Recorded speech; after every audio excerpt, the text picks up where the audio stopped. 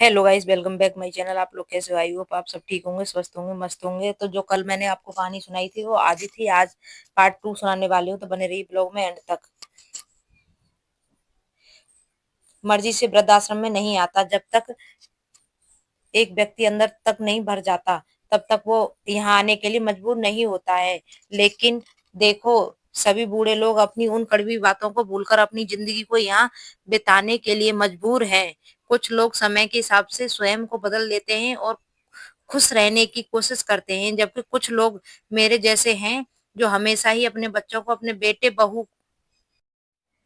बहू और अपने पोते पोते को याद करके आंखों से आंसू बहाते रहते हैं। बार बार अपने घर परिवार को याद करते रहते हैं।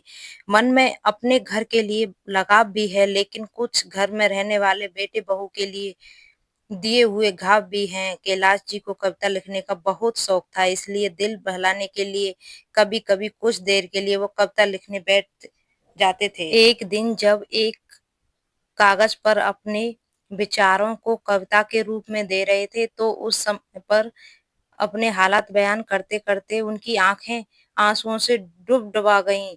उसी समय वृद्ध आश्रम का संचालक उनके पास आया और उन्हें आवाज लगाई। कैलाश बाबू उस समय ठिठक कर बैठ गए और कागज को मुड़कर अपनी जेब में रख लिया और अपने आंसू छुपाते हुए बोले, जी बोलिए कैलाश जी, आपका बेटा और बहू आपसे मिलने आए हैं, साथ में आपका पोता भी है। यह बात सुनकर कैलाश जी हैरान हो गए, साथ ही उनके चेहरे पर नफरत के भाव भी आ गए। सोचने लगे कि आज मेरे बेटे बहू को मेरी याद कैसे आ गई। जब ऑफिस गए तो उस समय उनका 5 वर्ष का पोता गोलू उन्हें देखते ही दादू दादू बोलते हुए झट से उनकी ओर दौड़ा, उनकी टांगों से चिपक गया। कैलाश बाबू की आंखों से आंसू झलक पड़े। अब तक वे मन मारकर वृद्धा आश्रम में जैसे तैसे जी रहे थे, लेकिन अपने पोते को देखते ही उनका दिल कमजोर पड़ने लगा।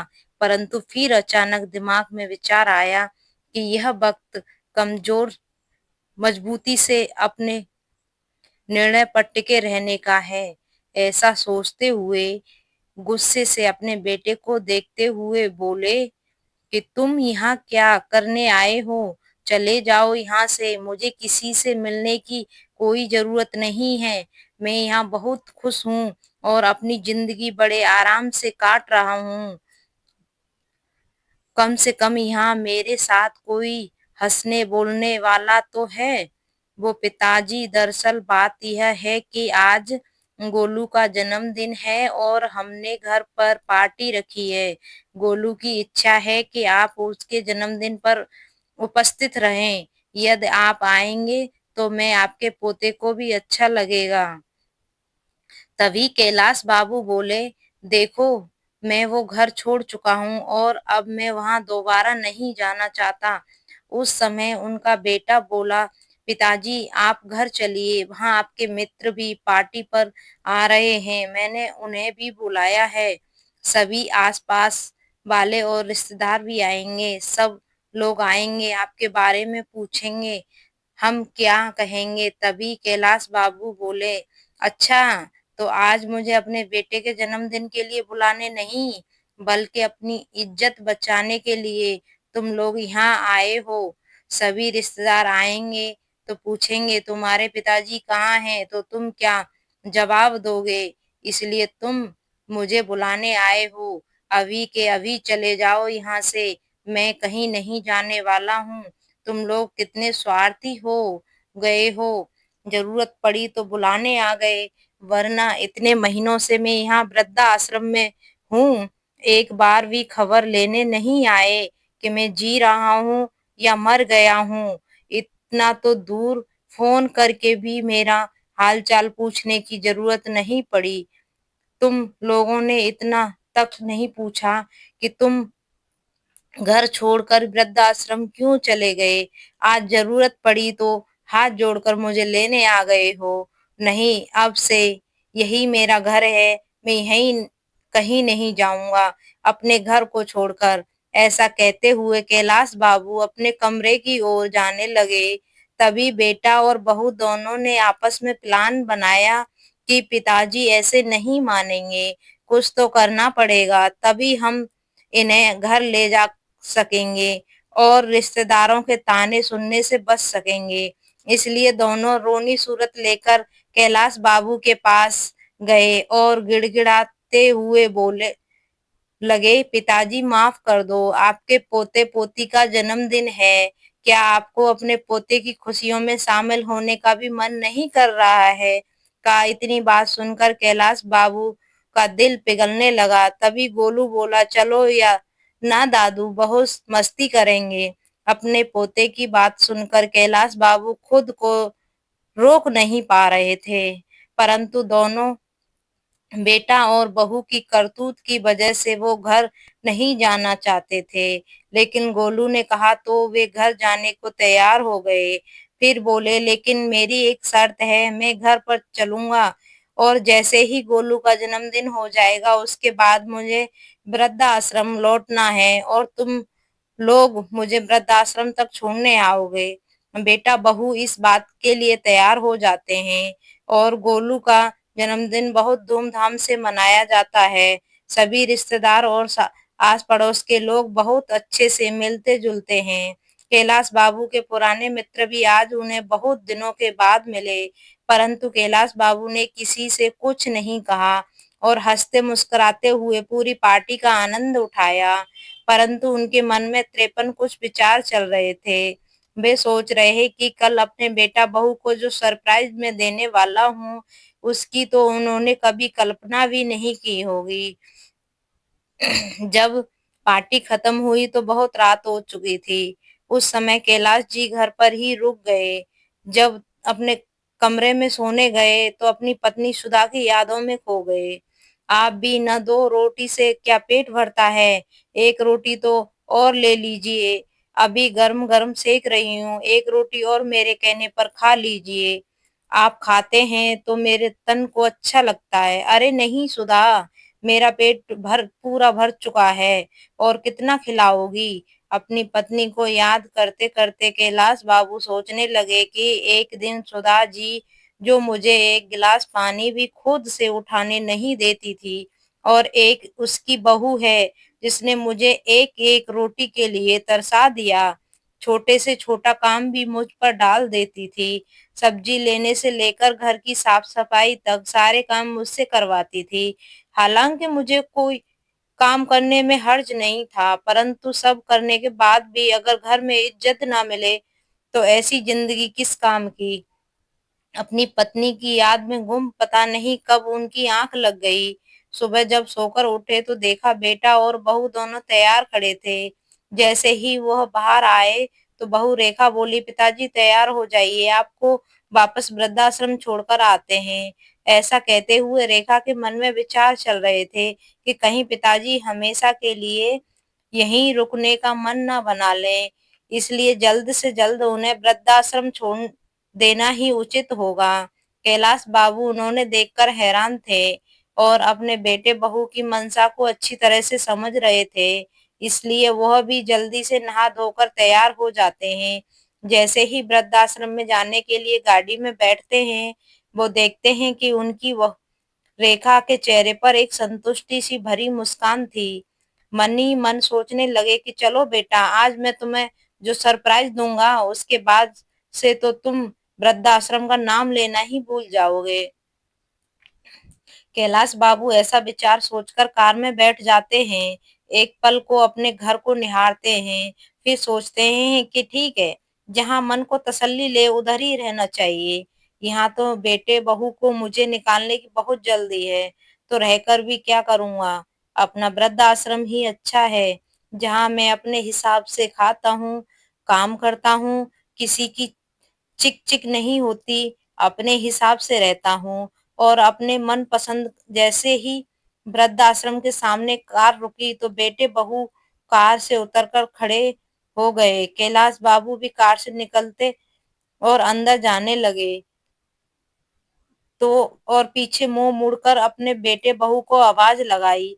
वे दोनों अपनी कार में बैठने ही लगे थे। तभी कैलाश बाबू की आवाज सुनकर रुक गए। कैलाश बाबू ने फिर कहा, वापस मत जाओ, मुझे तुम्हें किसी से मिलाना है। उनका बेटा बहू उनके पीछे पीछे चल पड़े। वृद्धाश्रम के प्रांगण में पहुंच गए। कैलाश बाबू वही काम करने वाले एक व्यक्ति से जानकी जी को बुलाने को कहते हैं। जानकी जी जैसे ही बाहर आई, वैसे ही कैलाश बाबू का बेटा उन्हें देखकर दंग रह जाता है। और बहू रेखा को तो जैसे कांटों तो खून नहीं, उसकी हैरानी का ठिकाना नहीं था। दौड़कर जानकी जी के गले लग गई और फूट फूट कर रोने लगी और बोली, माँ आप यहाँ क्या कर रही हो? आप यहाँ कब आई और आपने मुझे बताया भी नहीं। परंतु उसकी बातों का जानकी जी ने कोई जवाब नहीं दिया। फिर रेखा बोली, मुझे तो यही लगता था कि आप भाई भाभी के साथ बहुत अच्छे से रह रही हो। कल ही मेरी भाभी से बात हुई थी, उन्होंने भी नहीं बताया। तुम वृद्धाश्रम में हो। मैं तुम्हारे बारे में भाभी से कितने दिनों से पूछ रही थी कि माँ से बात नहीं हो रही है।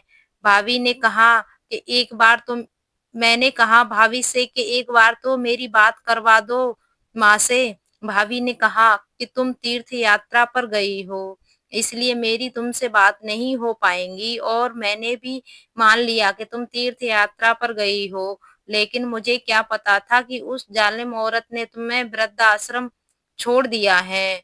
अपनी बेटी की बात सुनकर जानकी जी फूट फूट कर रोने लगी और बोली, बेटा तुम्हारा भाई भाभी झूठ बोल रहे थे।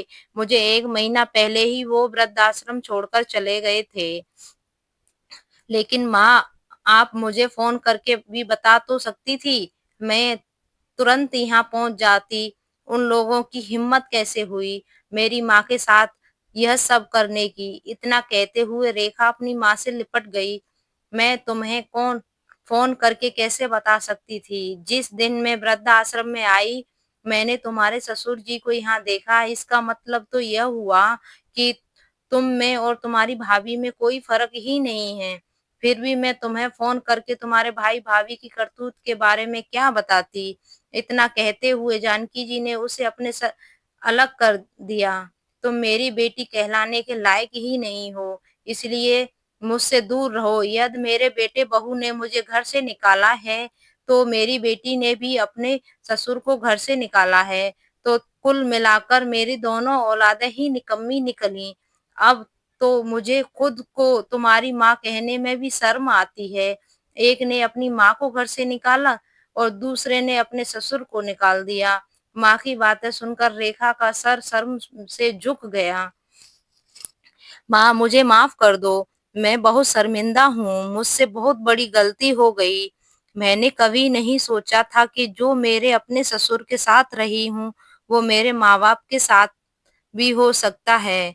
तुम्हारी गलती माफ करने के लायक नहीं है। फिर भी अगर माफी मांगना ही है तो मुझसे नहीं, अपने ससुर जी से मांगो। अपनी करतूत पर शर्मिंदा हुई रेखा अपने ससुर जी की ओर मुड़ी और उनके पैरों में गिर गई। मुझे माफ कर दीजिए पिताजी। तभी रोहन ने भी माफी मांगते हुए कहा, आप दोनों घर चलिए और हमें अपनी सेवा करने का मौका दीजिए। तो कैलाश जी और जानकी जी दोनों ने ही घर जाने से मना कर दिया और कहा कि हमें अब अपने बेटे बेटी या बेटी के पास नहीं रहना है। हम वृद्ध आश्रम में रहकर ही सुखी हैं। दोनों लाख मनाने की कोशिश की, परंतु कैलाश जी और जानकी जी एक ही जवाब था कि एक बार धोखा खा चुके हैं। अब इस उम्र में हमारे शरीर में इतनी जान नहीं बची कि बार बार अपने बच्चों द्वारा दिए गए धोखे झेल सकें। इतना कहकर कैलाश जी और जानकी जी अपने अपने कमरे में चले गए। रेखा और रोहन दुखी मन से अपने घर वापस चले गए। पहुंचकर उन्हें देखा कि पिताजी के कमरे में उनके बिस्तर पर एक कागज रखा था, जो शायद उनकी जेब से निकल कर गिर गया था। जब रोहन ने उस कागज को खोल कर देखा, तो उसमें उसके पिताजी ने एक कविता लिखी हुई थी। क्या किसी ने देखा है? मौत से पहले भी मौत आती है। हाँ, मैंने देखा है। आज मौत से पहले भी मौत आती है। जब ज़िंदगी अपने पड़ाव पर आ जाती है, शरीर में काम नहीं करता, केवल साँस आ जाती है। हाँ, मैंने देखा है मौत से पहले भी मौत आती है। अपने पिता द्वारा लिखे इन शब्दों को देखकर रोहन के दिल पर न जाने कितने तीर एक साथ चुभने जैसा एहसास हुआ और उधर रेखा अभी तक अपनी माँ की हालत को देखकर उस सदमे से उभर नहीं पाई थी। परंतु आज दोनों के पास पछताने के अलावा और कोई रास्ता नहीं था। किसी ने सही कहा है कि संतान का अस्तित्व ही माता-पिता की वजह से और माता-पिता वृद्ध आश्रम में हैं, संतान की वजह से। दोस्तों, आप लोगों को यह कहानी कैसी लगी? अगर अच्छी लगी तो कमेंट में राइट टाइप करें और इस तरह की कहानी सुनने के लिए चैनल को सब्सक्राइब ज़रूर कर लेना।